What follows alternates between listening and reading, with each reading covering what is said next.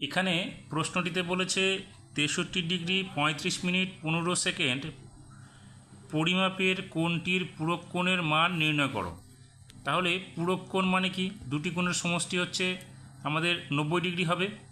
আমরা কি করব, তাহলে পূরক কোণের মানটি বের করতে গেলে আমরা 90° থেকে বিয়োগ করব 63°35'15" এবার 90° থেকে আমরা কি করে বিয়োগ করব? 90°কে আমরা কি করব? 89° 60' বিয়োগ 63°35'15" এখানে আবার কি করব আমরা?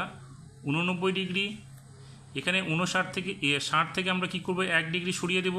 তাহলে এখানে হয়ে যাবে 59 মিনিট 60 সেকেন্ড মাইনাস 63°35'15".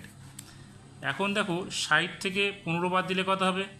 এখানে হবে 5, এখানে 2 হয়ে গেল, 6 থেকে 2 চলে গেলে এখানে হবে 4, তার মানে 45 সেকেন্ড হলো।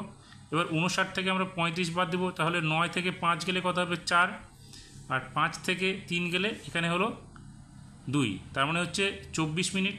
এবার 89 থেকে 63 বাদ দেবো, দেখো 9 থেকে 3 বাদ দিলে এখানে হচ্ছে 6, 8 থেকে 6 বাদ দিলে এখানে হচ্ছে 2, তাহলে এটা হয়ে গেল ডিগ্রি।